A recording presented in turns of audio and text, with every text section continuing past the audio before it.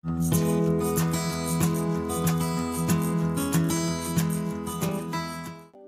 Friends, ഞാനിന്നിവിടെ വന്നിരിക്കുന്നത് ഒരു അടിപൊളി ചോക്ലേറ്റ് കേക്ക് പുഡിങ്ങിൻ്റെ റെസിപ്പിയുമായിട്ടാണ്.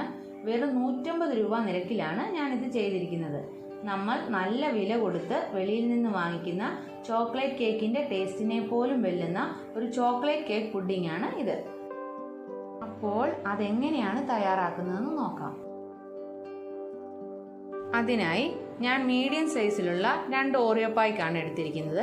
നിങ്ങൾക്ക് ഏത് ചോക്ലേറ്റ് ബിസ്ക്കറ്റ് വേണമെങ്കിലും യൂസ് ചെയ്യാം. ഞാൻ ഡെക്കറേറ്റ് ചെയ്യാൻ വേണ്ടി 3 എണ്ണം മാറ്റിയതിന് ശേഷം ബാക്കി ബ്ലെൻഡ് ചെയ്യാൻ ഇട്ടിട്ടുണ്ട്. ഇനി ഇതിലേക്ക് 1 ടീസ്പൂൺ ബേക്കിംഗ് പൗഡറും 1 കപ്പ് പാലും കൂടെ ചേർത്ത് നന്നായിട്ടൊന്ന് ബ്ലെൻഡ് ചെയ്തെടുക്കാം.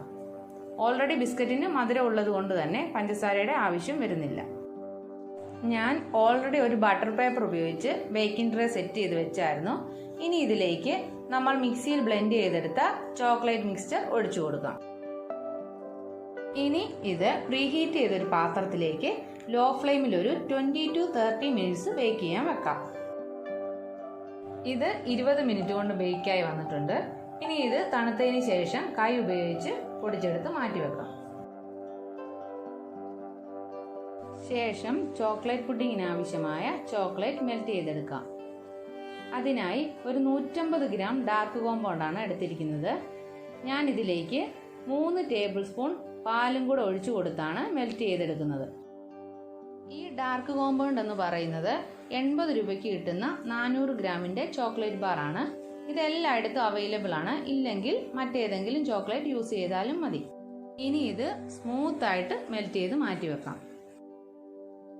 ചോക്ലേറ്റ് പുഡിങ്ങിൻ്റെ ബേസിനായിട്ട് ഞാൻ കുറച്ച് ചോക്ലേറ്റ് വേഫർ ബിസ്ക്കറ്റാണ് യൂസ് ചെയ്യുന്നത്. ഇത് മിക്സിയിൽ നന്നായിട്ട് പൊടിച്ചെടുത്തിട്ടുണ്ട്. ഞാനിവിടെ ഒരു 1/4 കപ്പ് വിപ്പിംഗ് ക്രീമാണ് യൂസ് ചെയ്യുന്നത്. നിങ്ങളുടെ കയ്യിൽ ബീറ്റർ ഇല്ലെങ്കിൽ ഒരു പാത്രത്തിൽ കുറച്ച് ഐസ് വാട്ടർ വെച്ച് അതിൻ്റെ മുകളിലേക്ക് വിപ്പ് ചെയ്യാനുള്ള ബൗൾ വെച്ചതിന് ശേഷം ഒരു വിസ്ക് ഉപയോഗിച്ച് 15 മിനിറ്റോളം വിപ്പ് ചെയ്തെടുത്താൽ മതിയാവും.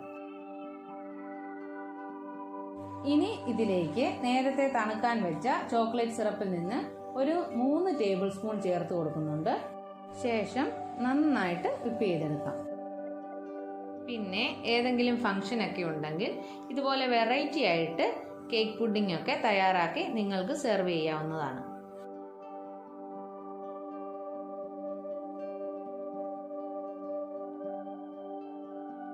ചോക്ലേറ്റ് ക്രീം റെഡി ആയിട്ടുണ്ട്. ഇനി നമുക്ക് പുഡിംഗ് സെറ്റ് ചെയ്തെടുക്കാം. അതിനുവേണ്ടി ഓയിലോ ബട്ടറോ വെച്ച് ഗ്രീസ് ചെയ്ത ഒരു ട്രേയിലേക്ക് ആദ്യം നമ്മൾ പൊടിച്ചെടുത്ത വേഫർ ബിസ്ക്കറ്റ് ഇട്ട് കൊടുക്കാം.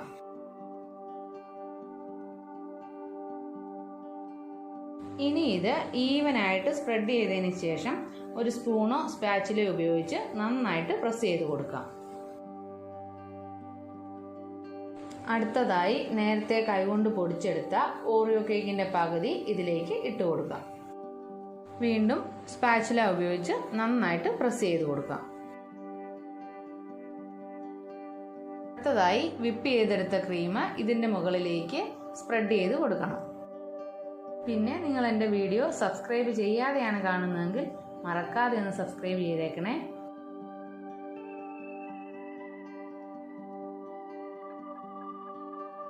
ശേഷം ബാക്കിയുള്ള ഓറിയോ കേക്കിൻ്റെ പൊടിയും കൂടെ ഇട്ട് കൊടുത്ത് നന്നായിട്ട് പ്രസ് ചെയ്ത് കൊടുക്കാം.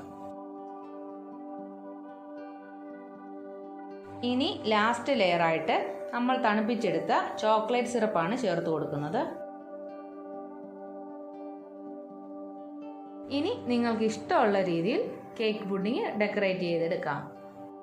അപ്പോൾ നമ്മുടെ easy and low cost chocolate cake pudding ready ആയിട്ടുണ്ട്. എല്ലാവരും ഒന്ന് ട്രൈ ചെയ്ത് നോക്കണം. പിന്നെ നിങ്ങൾക്ക് എൻ്റെ വീഡിയോ ഇഷ്ടമെങ്കിൽ ലൈക്ക് ചെയ്യുക, ഷെയർ ചെയ്യുക, മറക്കാതെ സബ്സ്ക്രൈബ് ചെയ്യുക. താങ്ക്